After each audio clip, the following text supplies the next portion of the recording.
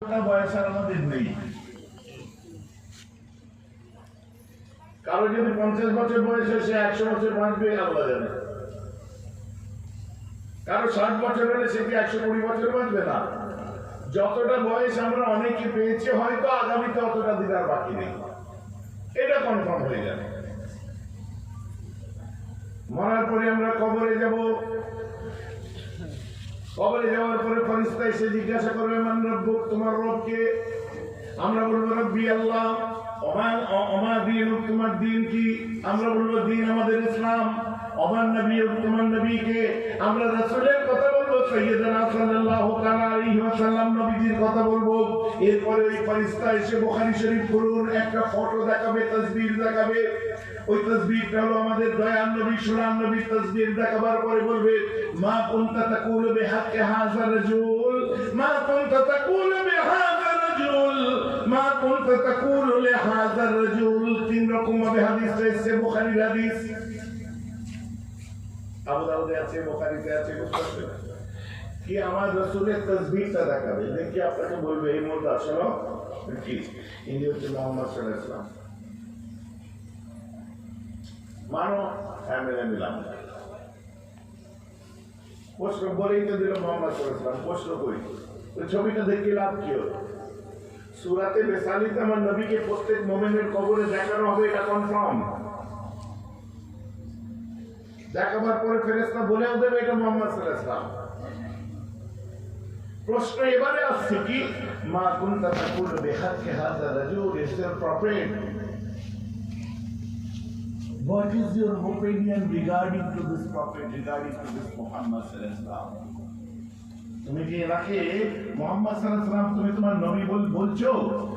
এই নবী সম্পর্কে তোমার আকীদা কি? তুমি যে নবী বলে মানো, তোমার মানার কায়দাটা কি? তুমি নবী বলে যে মানো, তার সম্পর্কে তোমার মানার পদ্ধতিটা একটু আমাকে বলো। কেন এই প্রশ্ন করলো? তাহলে নবীকে নবী বলে মানার নাম ইসলাম, ঈমান নয়। হাদিসে জিবরিল খুলে দেখুন, আমার নবীকে তিনটে প্রশ্ন করেছিল জিবরাইল আলাইহিস সালাম, মা হুয়াল ইসলাম, মা হুয়াল ঈমান, মা হুয়াল ইহসান। আল ইহসান আন তা'বুদুল্লাহ কান্নাকা তারাহু ফাইন লাম তাকুন তারাহু ফাইন্নাহু ইয়ারাক, এটা হলো ইহসান। ঈমান কি? ফেরেশতা জিজ্ঞাসা করবে এই যে নবীকে দেখছো, ইনার সম্পর্কে তোমার ওপিনিয়ন, মতামত কি বলো? এখন আপনি বলেন মুর্দা যদি ওয়াহাবি হয়, রাগ করবেন না আমার বক্তব্য শুনে, খোলাখুলি আলোচনা করি। মুর্দা যদি আহলে হাদিস হয়, মুর্দা যদি শিয়া হয়, মুর্দা যদি আহলে তাশাইয়ুর হয়, মুর্দা যদি ইসনা আশারিয়া হয়, মুর্দা যদি দাউদি বোরা হয়, মুর্দা যদি মুতাজিলা হয়, মুর্দা যদি কাদিয়ানি হয়, বুঝতে পারছেন কি পাচ্ছেন? তাহলে দুনিয়ায় যেভাবে মানব ঠিক ওই কথাটাই কবরে বলবে।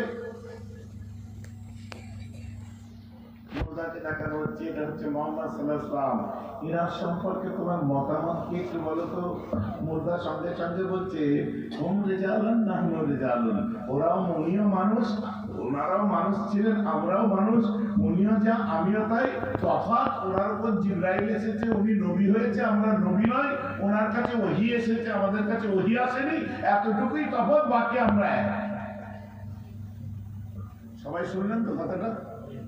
একবার ইচ্ছা হলো না বলতে নাউজুবিল্লাহ? এটা খুলে বলতে হবে, বাচ্চা ছেলে বসে আছেন। যদি কেউ এমন বলে ফেলে নবী যা আমিও তাই, তফাৎ তার কাছে ওহী এসেছে, আমার কাছে ওহী আসেনি, আপনারা বলেন একমত হতে পারবেন? পারবেন কি কেউ? তাহলে নাউজুবিল্লাহ বললেন না কেন? আমার কথা রাগ করলে হবে না, সওয়াল রাসূলুল্লাহ, সওয়াল নবীজি। এই চিন্তাধারা নিয়ে বর্তমান সময়ে আমাদের সমাজে বহু মানুষ আছে যার সংখ্যা পৃথিবীতে অনেক, সব আপনার পার্সেন্টেজ অনুযায়ী কম। সব থেকে বেশি সংখ্যক মানুষ কারা? যাদেরকে আশারি মাতুরিদি আকীদা বলা হয়। যে আশারি মাতুরিদির পূর্ব ভারতে নাম হচ্ছে ফুরফুরা সিলসিলা। তুরস্কে যান 100% আশারি মাতুরিদি, নকশবন্দি আপনার মুজাদ্দিদিয়া তরিকার মানুষ পাবেন, লেবানন চলে যান চার তরিকার মানুষ পাবেন, আপনি মিশরে চলে যান, কায়রোতে চলে যান, তুরস্কে চলে যান, সব তরিকাপন্থী, বুঝতে পারছেন না? আমরাও তরিকাপন্থী মানুষ না কি গো? আরে বাবা, যে কোনো হক পীরের দামান ধরলেই হবে, ফুরফুরা পীর হতে হবে না। বুঝতে পারছেন না? আল্লাহ যে কোনো তোমার নসিবে হক পীর জুটালেই হবে। যে মূল রাস্তাটা তোমায় দেখিয়ে দিতে পারবে, সে তুমি বেদাত মুক্ত রাস্তা দেখাবে তোমাকে। আল্লাহ পূর্ব ভারতের মানুষের নসিবে ফুরফুরা সিলসিলা জুটিয়েছে। আমার কথা বুঝতে পারছেন? আর আমার মুজাদ্দিদ জামান বলছে, বাবা আগুন নিয়ে তোমরা খেলা করো না, ওলিদেরকে দিয়ে তোমরা মুয়াজানা করতে যেও না। তোমরা সাধারণ মানুষ, কে কত জনের ওলি আর কে কত পীর, কে কত বড় পীর, ওটা নিয়ে তোমরা যেন আলোচনা করতে যেও না। 19-20 হয়ে গেলে আল্লাহ নারাজ হয়ে যাবে, তোমার আমল বরবাদ হয়ে যাবে। ফুরফুরা সিলসিলার মানুষ আর বাকি সব খারাপ, ওটা করতে যেও না। পৃথিবীতে হক পীর বহুত আছে। আমার কথা বুঝতে পারছেন?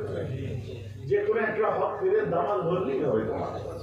এখন হক পীর চিনবে কি করে? তার জন্য তোমাকে বেসিক কতগুলো জিনিস, বিষয়ের উপরে নিজেকে এডুকেট করতে হবে।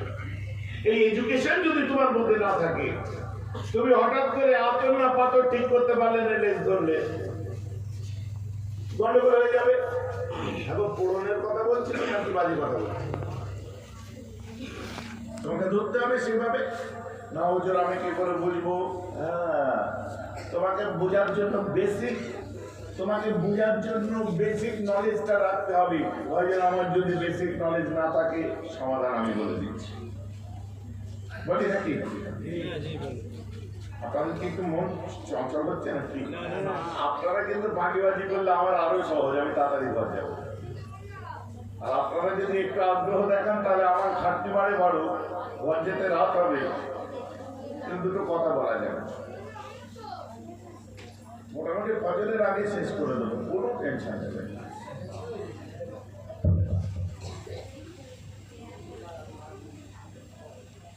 ফজরের আগে করবো না পরে করবো? হ্যাঁ, আপনারা কি বলছেন? আগে বেশি ওদের আগে পরে আগে মানে কি পরে তো আগেই তো হচ্ছে নাকি? এই হচ্ছে ফজরের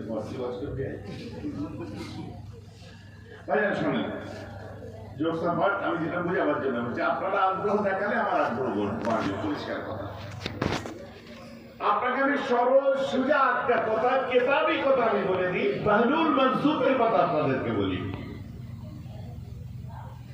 ইমামে আজম আবু হানিফা রাহমাহুল্লাহ 2400 উস্তাদ ছিল। আমরা হানাফি তো নাকি গো? কারা হানাফি?